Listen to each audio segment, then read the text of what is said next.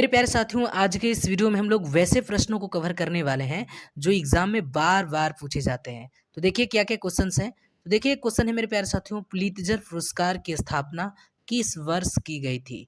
Options हैं 1917 है, 1918 में, 1922 है, 1928 है।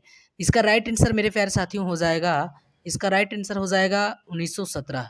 जी हाँ, पुलित्जर पुरस्कार की स्थापना कब हुई थी? 1917 में हुई थी। अब इससे बनने वाले महत्वपूर्ण पॉइंट्स को हम लोग कवर करेंगे। देखिए, पुलित्जर पुरस्कार की स्थापना कब हुई है? तो 1917 में हुई है, ठीक है। इसकी शुरुआत मेरे प्यारे साथियों अमेरिकी पत्रकार जोसेफ पुलित्जर की स्मृति में हम लोग इसको इस पुरस्कार को दिया जाता है, ठीक है। यह पुरस्कार मेरे प्यारे साथियों पत्रकारिता होगा, साहित्य और संगीत के क्षेत्र में दिया जाता है, ठीक है। यह पुरस्कार का संचालन कौन करता है? तो कैलिफोर्निया यूनिवर्सिटी के द्वारा इस पुरस्कार का संचालन किया जाता है, ठीक है। यह अमेरिका के सबसे प्रतिष्ठित पुरस्कारों में से एक माना जाता है। और उसके बाद अगर आपसे पूछेगा कि भारत में उत्कृष्ट रिपोर्टिंग, खोज और पत्रकारिता और जनहित कार्यों के लिए दिया जाने वाला पुरस्कार, तो ये पुरस्कार पुलित्जर पुरस्कार ही है। मेरे प्यारे साथियों, साहित्य में, उपन्यास में, कविता में, नाटक में और जो जीवनी लिखे जाते हैं, बायोग्राफी जैसी विद्याएं में इस पुरस्कार को दिया जाता है, ठीक है। उसके बाद इसमें आप लोगों को समझ जाइए कि संगीत के क्षेत्र में उत्कृष्ट रचनाओं को भी उजागर करने के लिए इस पुरस्कार को दिया जाता है। विजेताओं की घोषणा इसमें हर साल की जाती है, यानी पुलित्जर पुरस्कार की घोषणा हर साल होती है।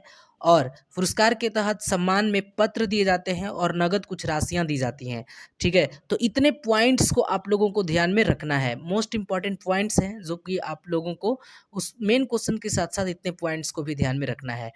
नेक्स्ट क्वेश्चन मेरे प्यारे साथियों बार-बार पूछा जाता है, विद्याचंद्र रॉय पुरस्कार किस क्षेत्र में दिया जाता है?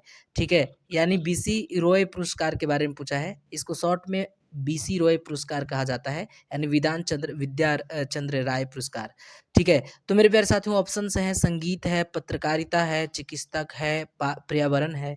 तो देखिए ये जो विद्याचंद्र राय पुरस्कार जो है ना, ये चिकित्सा के क्षेत्र में दिया जाता है, ठीक है। अब इससे जुड़े हुए प्रश्नों को कवर करेंगे। देखिए क्या-क्या आप लोगों को पॉइंट्स याद रखने हैं। यह पुरस्कार जो दिया जाता है ना, उस व्यक्ति का नाम है विधान चंद्र रॉय, ठीक है। विधान चंद्र रॉय, जिनके सम्मान में ये पुरस्कार दिया जाता है, जिसका नाम ही पड़ गया विधान चंद्र राय, यानी बीसी रॉय पुरस्कार, ठीक है। मेरे प्यारे साथियों, यह मुख्य रूप से आपको जो मेडिकल साइंसेज होते हैं, मेडिकल के क्षेत्र में इस पुरस्कार को दिया जाता है। बीसी चंद्र रॉय याद रखिएगा, मेडिकल के क्षेत्र में दिया जाता है, ठीक है। और इसे किसके द्वारा पहले दिया जाता था? तो मेडिकल काउंसिल ऑफ इंडिया के द्वारा पहले दिया जाता था। लेकिन वर्तमान में मेरे प्यारे साथियों अब जो है नेशनल मेडिकल काउंसिल जो है कमीशन, ठीक है, नेशनल मेडिकल कमीशन के द्वारा अब इसे दिया जाता है। पहले शुरुआत में मेडिकल काउंसिल ऑफ इंडिया के द्वारा दिया जाता था, लेकिन वर्तमान में इसे नेशनल मेडिकल कमीशन के द्वारा दिया जाता है। और इस पुरस्कार की शुरुआत की अगर बात आपसे पूछी जाए तो 1976 में बीसी चंद्र रॉय पुरस्कार की शुरुआत हुई थी, तो इसको याद रखिएगा 1976, ठीक है। उसके बाद आप लोगों को एक पॉइंट याद रखना है कि मेरे प्यारे साथियों इसका उद्देश्य क्या होता है, आखिर बीसी चंद्र रॉय पुरस्कार देने का उद्देश्य क्या होता है। देखिए इसमें क्या होता है कि चिकित्सक के क्षेत्र में शिक्षा को बढ़ावा देना, अनुसंधान और स्वास्थ्य सेवाओं के जैसे उत्कृष्ट योगदान देने वाले डॉक्टरों को इस पुरस्कार से सम्मानित किया जाता है, ठीक है, जिसके कारण उनको जो है थोड़ा सा मोटिवेशन मिलता है। और भारत में पूछेगा कि हर वर्ष कब मनाया जाता है, तो देखिए हर वर्ष जो है ना 1 जुलाई को, और यहाँ इनकी पुण्यतिथि है, यानी डॉक्टर बीसी रॉय चंद्र जी की जयंती है, पुण्यतिथि है। और इसी अवसर पे नेशनल डॉक्टर्स डे भी मनाया जाता है, तो इसको याद रखिएगा, हर साल 1 जुलाई को राष्ट्रीय डॉक्टर्स डे मनाया जाता है। तो एक क्वेश्चन बार-बार पूछे जाते हैं, राष्ट्रीय डॉक्टर्स डे कब मनाया जाता है? तो 1 जुलाई को मनाया जाता है। किनके याद में, किनके पुण्यतिथि, किनके जयंती और पुण्यतिथि पर? तो डॉक्टर बीसी चंद्र रॉय के पुण्यतिथि या जयंती पे, इसको ध्यान रखिएगा। नेक्स्ट जो मेरे प्यारे साथियों क्वेश्चन है, जो हर बार क्वेश्चन पूछे जाते हैं, क्वेश्चन क्या है, राज्यसभा के सदस्यों जो है होते हैं वो किसके द्वारा चुने जाते हैं? ठीक है, राज्यसभा के सदस्य जो होते हैं वो किसके द्वारा चुने जाते हैं? क्या वो जनता डायरेक्ट चुनती है? क्या लोकसभा द्वारा चुने जाते हैं? विधानसभा के निर्वाचित सदस्यों द्वारा चुने जाते हैं? या विधान परिषद के निर्वाचित सदस्यों द्वारा चुने जाते हैं? तो बताइए इसका राइट आंसर क्या हो जाएगा? तो देखिए राज्यसभा के जो सदस्य होते हैं ना, वो आपके विधानसभा के निर्वाचित सदस्यों के द्वारा चुने जाते हैं। ऑप्शन नंबर सी आपका राइट आंसर हो जाएगा। अब इससे जुड़े हुए मोस्ट इम्पोर्टेंट पॉइंट्स को भी आप लोगों को ध्यान में रखना होगा। तो सबसे पहला पॉइंट याद रखना है कि राज्यसभा को संसद का उच्च सदन कहा जाता है, यानी अपर हाउस कहा जाता है, इसको ध्यान रखिएगा। और चुनाव की पद्धति एकल संक्रमणीय मत प्रणाली द्वारा यानी सिंगल ट्रांसफरेबल वोटिंग द्वारा होता है राज्यसभा का, ठीक है। और ये राज्यसभा जो होता है ना मेरे प्यारे साथियों, एक अस्थायी सदन होता है, इसे कभी भी भंग नहीं किया जा सकता है।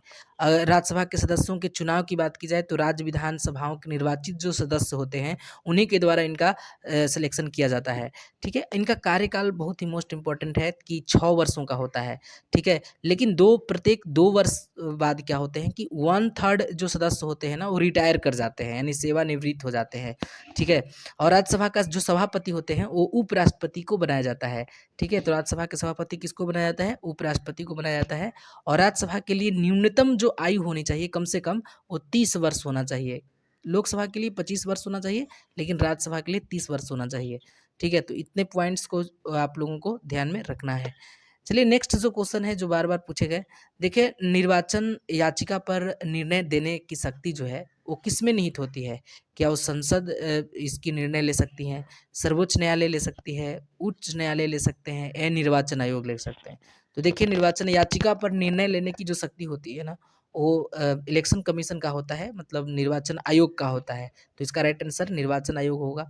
अब देखिए इससे जुड़े हुए जो मोस्ट इम्पोर्टेंट पॉइंट्स को ध्यान देना है, उसमें से सबसे पहला पॉइंट है कि भारत निर्वाचन आयोग क्या है? तो भैया एक स्वतंत्र निकाय है, इसमें एक संवैधानिक निकाय है, स्वतंत्र संवैधानिक निकाय है, ठीक है। और इसका गठन कब किया गया था? तो 25 जनवरी 1950 को किया गया था, ठीक है। निर्वाचन आयोग का, भारतीय निर्वाचन आयोग का गठन 25 जनवरी 1950 को किया गया था। और संविधान के अनुच्छेद किस में है? तो 324 में मेरे प्यारे साथियों निर्वाचन आयोग का प्रावधान किया गया है। तो याद रखिएगा निर्वाचन आयोग से संबंधित अनुच्छेद 324 को याद रखिएगा, स्थापना 25 जनवरी 1950 को याद रखिएगा, ठीक है। उसके बाद याद रखिएगा कि मेरे प्यारे साथियों इसका मुख्य जो कार्य होता है ना, देश में स्वतंत्रता और निष्पक्ष चुनाव को कराना, यानी स्वतंत्र रूप से और निष्पक्ष चुनाव कराना, ठीक है।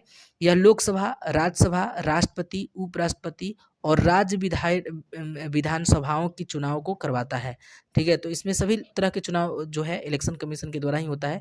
लोकसभा का चुनाव तो होता ही है, राज्यसभा का चुनाव भी वही कराते हैं, राष्ट्रपति, ठीक है, उपराष्ट्रपति और राज्य विधानसभाओं के चुनाव भी इलेक्शन कमीशन यानी सभी के सभी इलेक्शन कमीशन के द्वारा ही कराए जाते हैं।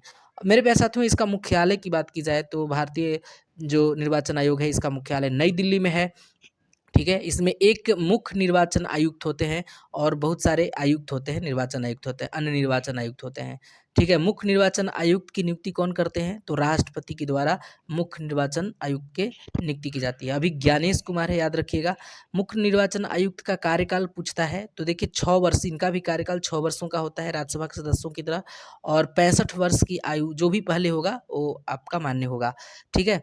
मेरे प्यारे साथियों भारत में राष्ट्रीय मतदाता दिवस मनाया जाता है हर साल 25 जनवरी को, क्योंकि निर्वाचन आयोग की स्थापना ही 25 जनवरी 1950 को हुआ था, इसलिए 25 जनवरी को हर साल भारत में राष्ट्रीय मतदाता दिवस के रूप में मनाया जाता है, ठीक है। निर्वाचन आयोग राजनीतिक दलों को मान्यता देती हैं और चुनाव चिन्ह आवंटन करती हैं, जो कि इलेक्शन कमीशन निर्वाचन आयोग का ही काम है, ठीक है। उसके बाद अगर चुनाव हो रहा है तो कहीं चुनाव के दौरान आचार संहिता लगाना होगा, यानी मॉडल ऑफ कंडक्ट लगाना होगा, ये सब निर्वाचन आयोग के ही क्षेत्र अधिकार में आता है, ठीक है। तो इतने पॉइंट्स को याद रखना है जो कि आने वाले एग्जाम में निर्वाचन आयोग से पूछे जा सकते हैं, ठीक है। 324 अनुच्छेद याद रखिएगा, 25 जनवरी मतदाता दिवस याद रखिएगा, ठीक है, मुख्यालय नई दिल्ली याद रखिएगा, ठीक है। तो इतने सारे पॉइंट्स को ध्यान में रखना है। तो मेरे प्यारे साथियों आज के लिए बस इतना ही, मिलते हैं हम लोग नेक्स्ट वीडियो में नेक्स्ट टॉपिक को लेकर के, तब तक के लिए टेक केयर।